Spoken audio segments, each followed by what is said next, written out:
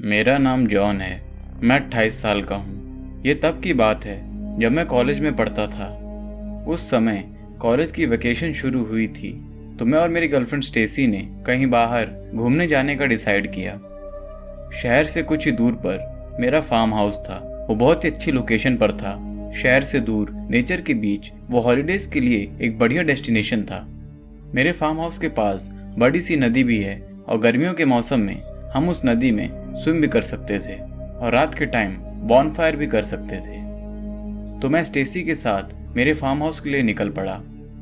हम करीब शाम 7 बजे तक वहां पहुंचे। तब थोड़ा थोड़ा अंधेरा होना शुरू हो गया था।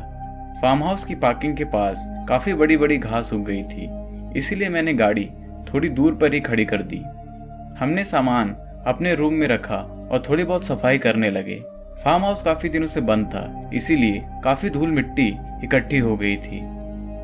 हमें सफाई करते करते करीब रात के 9 बज गए। तब हमने डिनर कुक किया और वहीं नदी के किनारे बातचीत करने लगे और हम लोग ड्रिंक भी कर रहे थे। करीब 12 बजे तक हम अपने रूम में सोने के लिए चले गए। कुछ ही देर बाद नीचे के फ्लोर से कुछ गिरने की आवाज आई। ऐसा लगा कि कोई कांच का ग्लास टूटा है। मैंने आवाज सुनी थी पर मैं बहुत नशे में था, इसलिए मैं वापस सो गया। स्टेसी भी काफी गहरी नींद सो रही थी। लेकिन थोड़ी देर में और कुछ चीजों के गिरने की आवाज आई। अब मेरी नींद खुल गई थी और मैं नीचे फ्लोर पर जाने लगा। मैं सीढ़ियों से उतर ही रहा था कि मैंने कुछ ऐसा देखा कि मेरी जान ही निकल गई हो। वहां पर एक लंबा सा आदमी अपने हाथ में एक बड़ा सा बैग लिए खड़ा था। उसने पूरे ब्लैक कपड़े पहने हुए थे और बूट्स भी पहने हुए थे। वो उस वुडन फ्लोर को खोलकर नीचे कुछ छुपाने की कोशिश कर रहा था। मैं छुप कर देखने लगा कि वो आदमी क्या कर रहा था। तभी उसने उस बैग में से एक बॉडी निकाली और उसे वहां छुपाने लगा। ये देखकर मैं कांप गया और मैं जल्दी जल्दी स्टेसी के रूम में गया। मैंने स्टेसी को धीरे से जगाया और उसे पूरी बात बताई। हम दोनों ने रूम को अंदर से लॉक कर लिया और वहीं छुप गए, क्योंकि बाहर जाने का एक ही रास्ता था जहां पर वो आदमी खड़ा था। मैंने पुलिस को कॉल करने की कोशिश की पर वहां जंगल के बीच नेटवर्क बिल्कुल भी नहीं था। हम करीब अगले 2 घंटों तक वहीं छुपे रहे। स्टेसी नॉन स्टॉप रोई जा रही थी। वो 2 घंटे मानो खत्म ही नहीं हो रहे थे।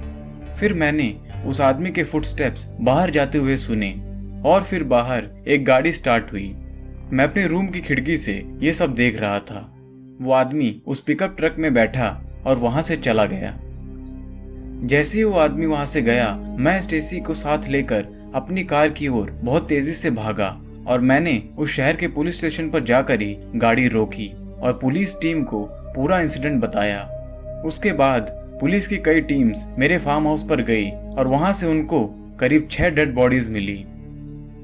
इन्वेस्टिगेशन करने पर पता चला कि वो आदमी जिसे मैंने देखा था वो लोगों को मारकर मेरे फार्म हाउस के वुडन फ्लोर के नीचे छुपाता रहता था।